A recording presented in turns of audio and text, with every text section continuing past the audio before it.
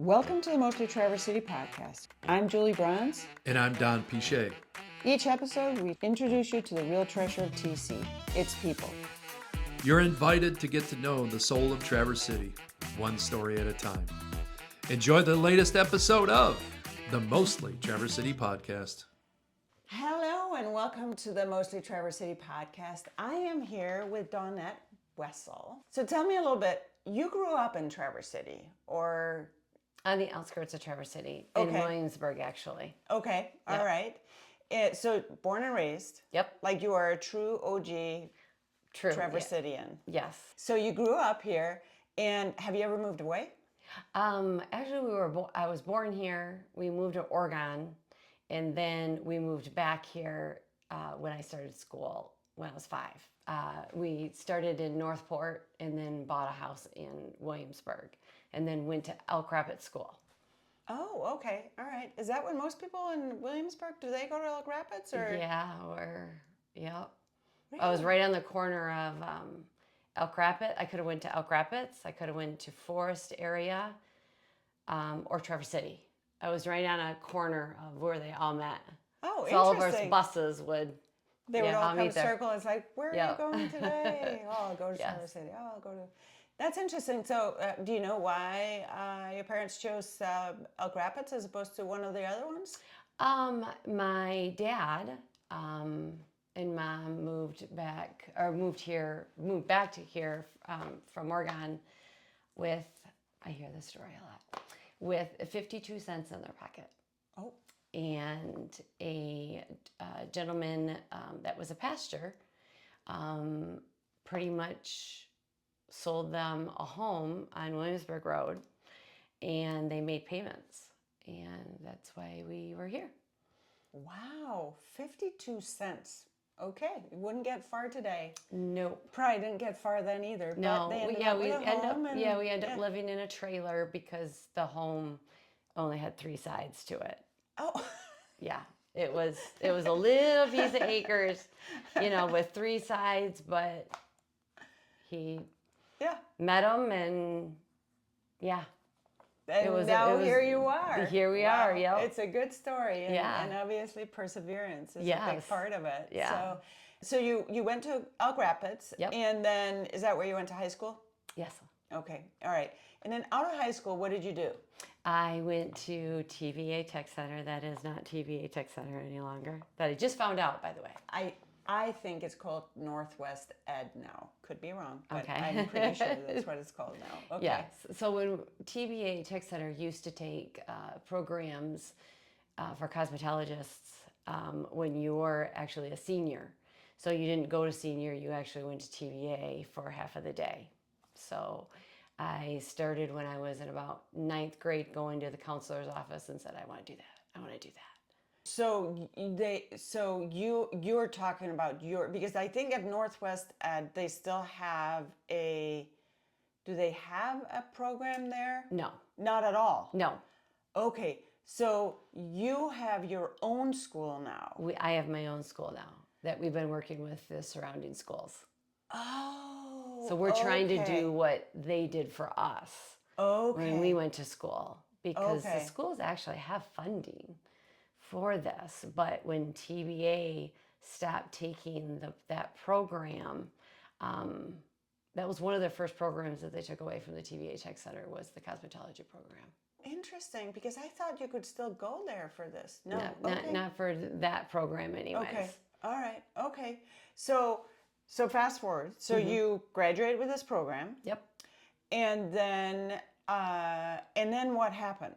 I wasn't one of those kids that wanted to own their own salon. I am very driven to work under my own, how do I want to say, own person. I didn't want to go into a salon that you had to learn their haircuts.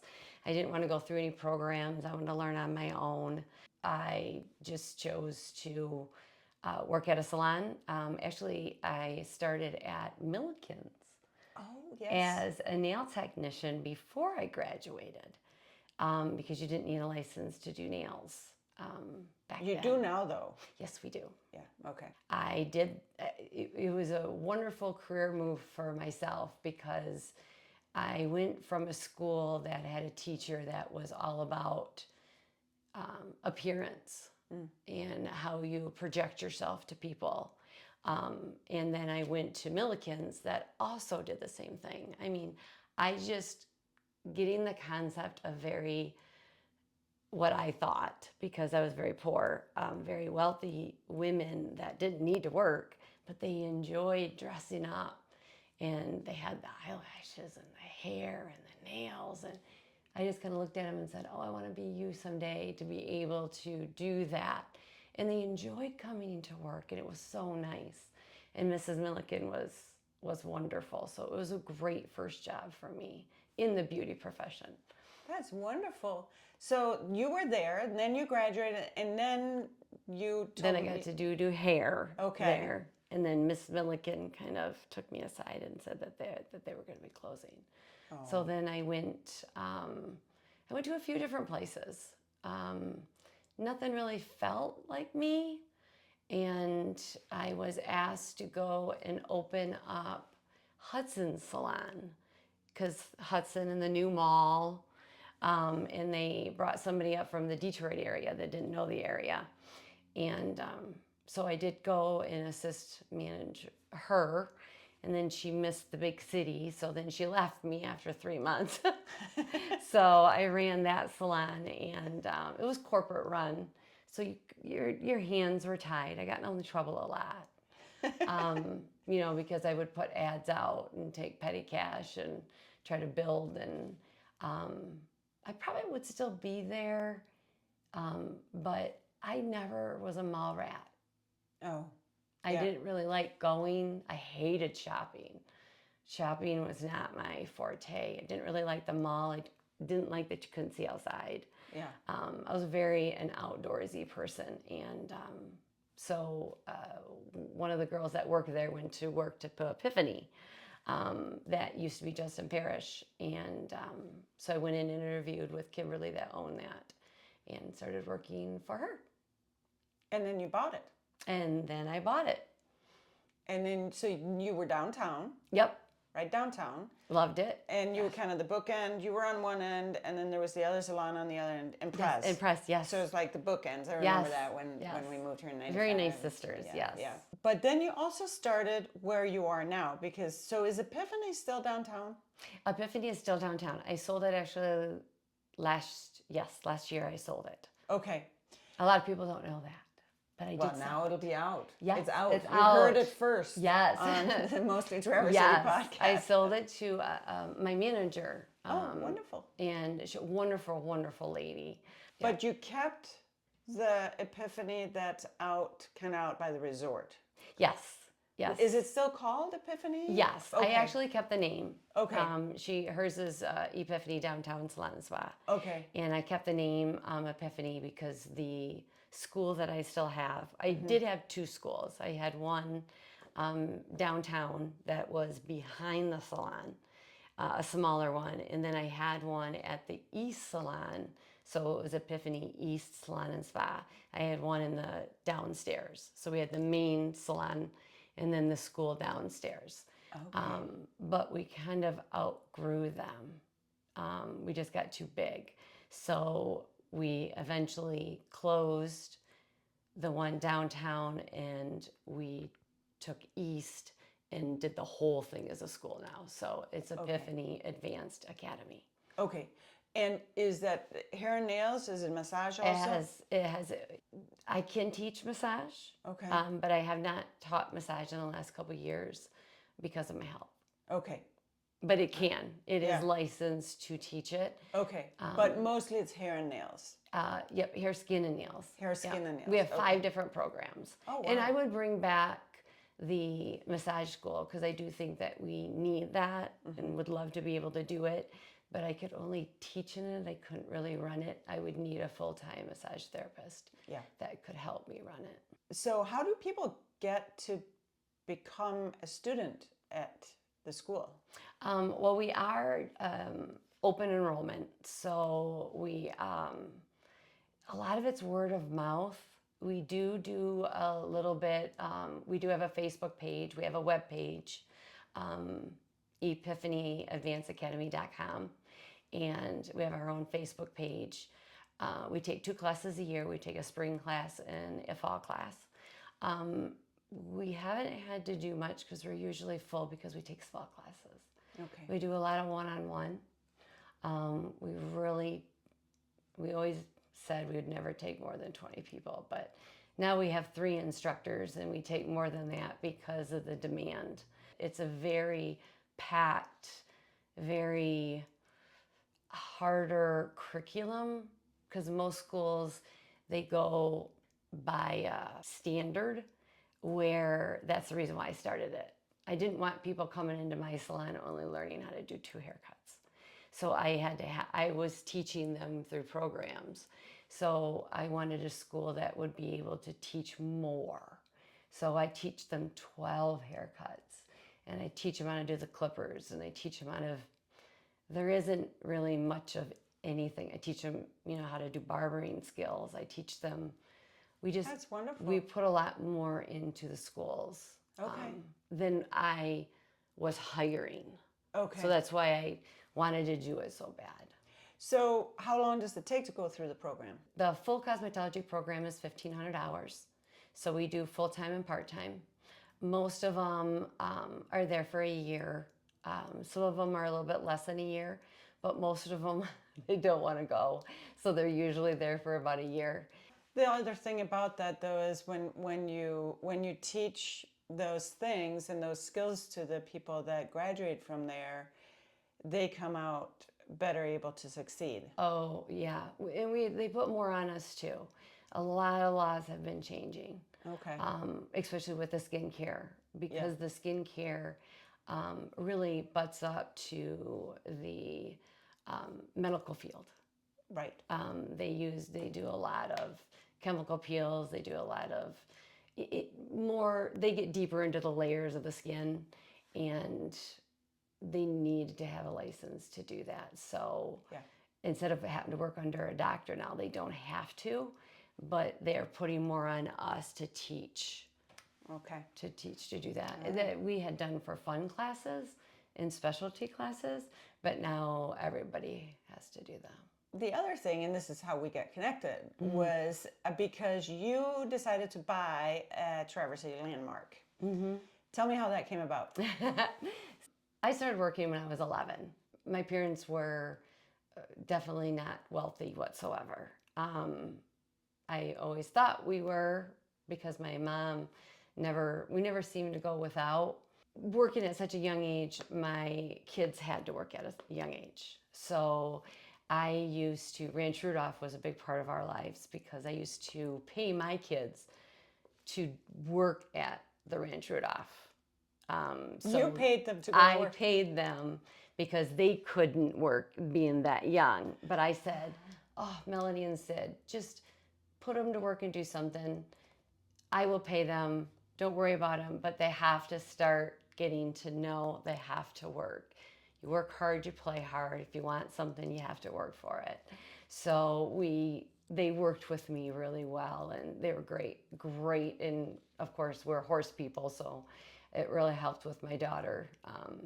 So before that, I've always wanted to own an ice cream shop because I only have one daughter and one son, but we really had a lot of people that wanted to live with us. Like, we would take families, like the girls would spend the whole summer with us, and you just adopt kids if they like you. So that's what we were doing. And I'm like, I got to figure out somewhere these people can work. And that little gas station there on the corner went up for sale. And I talked to my husband, and I had worked out a whole business plan, and somebody outbeat me by $5,000. So now we get to see a bear. Oh. But yeah. 18 years later, my realtor, same realtor that I've always had, came to me and said that Right Ed had backed out. And she says, it's going to go on the listing. Do you want? And I'm like, well, I already have things, but I also don't want it to go away. For Barden's. I don't Yeah. want Barden's. I mean, Yeah. we all went to Barden's. I mean, Yeah. Barden's has been around forever. You didn't want to have another big bear on the corner. I didn't want another big bear on the corner. So even though we got right at it, it was a back of a big bear on the corner, but Different kind of big bear. yeah, exactly. But yes, so I did end up getting it. It was very fast. It was I think 6 days. Wow. She called me from the time that they were there was like 8 of us that put bids on it all at the same time. Yeah. And this time you did not get outbid by $5,000. I didn't. So now you're the proud owner of Barden's. Yes. Has it been fun? You know what? It has been an experience. I had never made an ice cream cone. I mean, it was, but the community and meeting the people, and it brought me back to my childhood, because my first job at 11 was going around and walking dogs and feeding cats, and the little old ladies in our neighborhood that couldn't get out. All I did was really visit with them, and then just listening to them and the stories about the good old days. I went right back to it, because they come during the day and they didn't have a lot to do, so it gave me the opportunity to talk to them about all that stuff. So you actually work at the ice cream shop. I do. And it's fun. Yeah. It's always packed. Yes. Even like sometimes when it's raining, it's like people are there. Yes. The diehard ice creamers. And it looks like you're making some more seating, kind of, or there's something that's changing. Did you have a food truck there? Yeah, so what I did is my son has a friend that they did an event for one of my grandkids' first year birthday. So he did some barbecue. He did a barbecue pork. We did, and barbecue chicken, and a brisket, I think it was. And they did this whole catering. Yeah. And I'm like, wow, that was really good. Matter of fact, I even told them that I stole some of their sauce because it was so good. But it wasn't stuff that I was used to. I'm used to barbecue being kind of sloppy. Mm-hmm. And this was all like dry. It was like dry rubbed, smoked. You didn't even need any sauce on it. It was amazing. So when he came to me and said, would you ever consider? And I'm like, well, I do pulled pork sandwiches, but I don't do them like they should. I bought all the pulled pork from Gordon's, and then I seasoned it, and that's how I served it. Yeah. So the only thing was a special sauce. But besides that, it wasn't something that I wish I could give people more. Yeah. Mm-hmm. So when he came in and said that he wanted to do that, I'm like, oh, I'm for that. Wonderful. I think that was good. Not anything about trucks. I didn't really want the size of a truck to be in there, and then more trucks wanting to be in there. We didn't have that kind of room. But when I saw the pit go in there, because I hadn't seen the pit before the pit. The pits have as big as Barden's is. Oh, it's huge. It's huge. Yeah, I was like, we were driving by and we're like, yeah, that's got to be a barbecue pit. Yeah. You could actually smell it at Bryant Park. Yeah, well, I know I can smell it down here sometimes. We're like 2 blocks away. Yeah, so it's really, really cool how they did it. My son actually built it. So that was cool. But and the meat that they get, is so good, and the way that they cook it, and it's amazing. So it's been a great addition. Yeah. I so really feel that people can go get dinner and dessert. Exactly. Yeah. So it's nice to be able to provide that. I always did my own sloppy joes, and got the meat here and everything, and I didn't want them to be able to do beef, but when it comes to pork, I think it's a winner. That's awesome. Yeah. Well, it looks fun. I haven't been there yet, but of course it's like, okay, so I don't know quite when this is going to drop, but we're in the middle of June, and it's feels like fall outside. So it does right now. So I know we'll be down there this summer and for dinner and dessert and have some fun. But I have one last question for you. Okay. what is like your superpower? If people were to think about Dawnette, this is what she's really good at. When somebody thinks Dawnette is this, what do you think people would say? Well, I know what people do say. It depends if you're somebody that has worked for me or is somebody that knows me. I'm a very caring, selfless person. I've always put other people first, and I really enjoy that. I think I was put on the earth to do that. So if somebody came to me, what goes through my mind is, how can I help them? That is exactly what I'm thinking. Just the way, reading your bio and reading about what you've been through and how you live your life. That would be my thought. I love that. And I am so excited that you have Barden's, and I'm so excited that it kept going because, yes, those landmarks that have, It was very it was here it was here when I came to Traverse City first, I'm so glad that you came on the Mostly Traverse City podcast. And so if you are interested in learning any kind of cosmetology, check out Epiphany Advanced Academy. And we are open to the public. So you can go there also. You can for go services. there and you will not regret it. Right. We have very, very talented instructors, and we have made the kids coming in are very open-minded in the way we teach. Wonderful. You always have somebody there that knows what they're doing. Yeah. And then you can go get your hair and skin and nails all done, and then come down to Barden's and have dinner and dessert. So thank you for listening in. Please share this podcast, subscribe, drop a note, make a comment so we can spread it around. Thanks for listening. Thanks. Thanks for tuning in to the Mostly Traverse City podcast. Until next time, stay curious, stay connected, and keep living your own kind of magic.